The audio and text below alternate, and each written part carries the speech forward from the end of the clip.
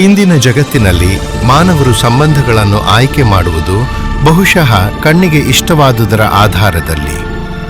ಬಲಿಷ್ಠ ದೇಹ, stylish look, ಉತ್ತಮ ಆದಾಯ, ಸಮಾಜದ ಸ್ಥಾನಮಾನ.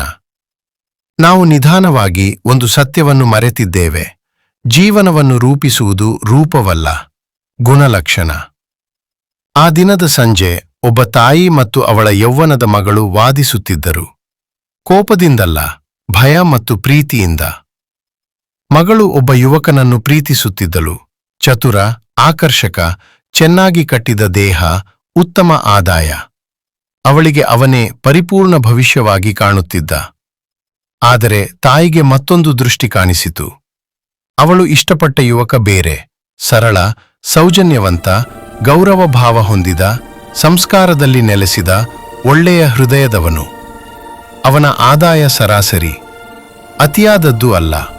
ಅವನ ರೂಪ ಸಾಮಾನ್ಯ, ಗಮನ ಸೆಳೆಯುವಂತಿಲ್ಲ. He looks perfect to me. ಮಗಳು ಅದನ್ನು ಒಪ್ಪಿಕೊಳ್ಳಲಿಲ್ಲ. ಅವಳಿಗೆ ಪ್ರೀತಿ ಅಂದರೆ ಮೆಚ್ಚುಗೆ. I want a better life. ತಾಯಿಗೆ ಗೊತ್ತಿತ್ತು, Listen to me once. ಜೀವನಕ್ಕೆ ಅಗತ್ಯವಾದುದು ಸುರಕ್ಷತೆ.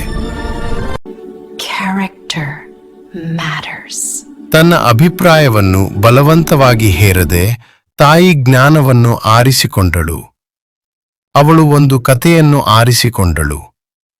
ಅವಳು ಮಗಳಿಗೆ ಕೇಳಿಸಿದಳು, ಮಗುವಿನಂತೆ ಅಲ್ಲ, ಒಂದು ದಿನ ಜೀವನವನ್ನು ಕಟ್ಟಬೇಕಾದ ಹೆಣ್ಣಿನಂತೆ.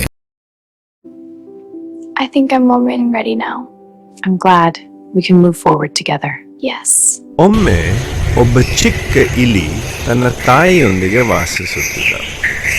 ಅವನು ಇಡೀ ಜೀವನವನ್ನು ಒಂದು ಸಣ್ಣ ಬಿಲ್ದಲ್ಲೇ ಕಳೆದಿದ್ದ. ಒಂದು ದಿನ ಭಯಕ್ಕಿಂತ ಕುತೂಹಲ ಹೆಚ್ಚಾಯಿತು. ಅವನು ಹೊರ ಜಗತ್ತನ್ನು ನೋಡಲು ತಾಯಿಯ ಅನುಮತಿ ಕೇಳಿದ.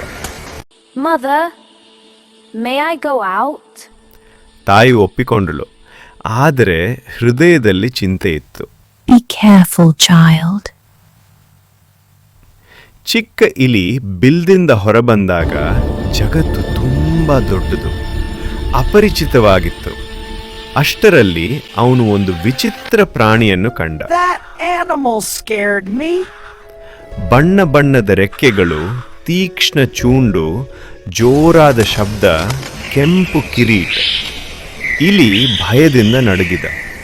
ಇಷ್ಟು ಬಣ್ಣದ, ಇಷ್ಟು ಭಯಾನಕದ್ದನ್ನು, ಅವನು ಹಿಂಭಯಾನಕವಾದುದನ್ನು ಅವನು ಹಿಂದೆಂದೂ ನೋಡಿರಲಿಲ್ಲ.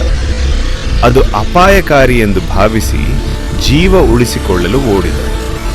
ಸ್ವಲ್ಪ ಸಮಯದ ನಂತರ ಭಯ ಕಡಿಮೆಯಾದಾಗ ಅವನು ಮತ್ತೊಂದು ಪ್ರಾಣಿಯನ್ನು ಕಂಡ.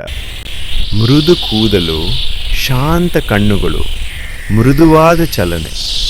ಅದು ಸುಂದರವಾಗಿ ಕಂಡಿತು, ದಯಾಳುವಾಗಿ ಕಂಡಿತು, ಹಾನಿಯಿಲ್ಲದಂತೆ ತೋಚಿತು. ಇಲಿ ನಿರಾಳವಾಯಿತು. ಅವನಿಗದು ಇಷ್ಟವೂ ಆಯಿತು. ನಂತರ ಇಲಿ ಮನೆಗೆ ಮರಳಿ ದಿನವಿಡೀ ನಡೆದದ್ದನ್ನೆಲ್ಲ ತಾಯಿಗೆ ಹೇಳಿದ. ಭಯ ಹುಟ್ಟಿಸಿದ ಪ್ರಾಣಿ ಬಗ್ಗೆ, ಮೃದುವಾಗಿ ಕಂಡ ಪ್ರಾಣಿ ಬಗ್ಗೆ. ತಾಯಿ ಮೌನವಾಗಿ ಕೇಳಿದಳು. Looks can fool you. ನಂತರ ಮೃದುವಾಗಿ ದುಃಖದ ನಗು ನಗಿದಳು. ಅವಳು ಇಲಿಗೆ ಒಂದು ಸತ್ಯವನ್ನು ಹೇಳಿದಳು. ಅವನು ನೋಡಲಾಗದ ಸತ್ಯ. ಅವನು ಭಯಪಟ್ಟ ಬಣ್ಣ ಬಣ್ಣದ ಕೋಳಿ ಅವನಿಗೆ ಯಾವ ಹಾನಿಯನ್ನೂ ಮಾಡುವುದಿಲ್ಲ. ಆದರೆ ಅವನು ನಂಬಿದ ಮೃದು ಸುಂದರ ಬೆಕ್ಕೆ ಅವನ ಅತಿ ದೊಡ್ಡ ಶತ್ರು. ಅದನ್ನು ಹೇಳಿ ತಾಯಿ ತನ್ನ ಮಗಳನ್ನು ನೋಡಿದಳು. ಆಧಿಕಾರದಿಂದಲ್ಲ, ಪ್ರೀತಿಯಿಂದ. ಕೆಲವರು ಆಕರ್ಷಕರಾಗಿ ಕಾಣಿಸುತ್ತಾರೆ, ಆದರೆ ಅಪಾಯವನ್ನು ತರುತ್ತಾರೆ.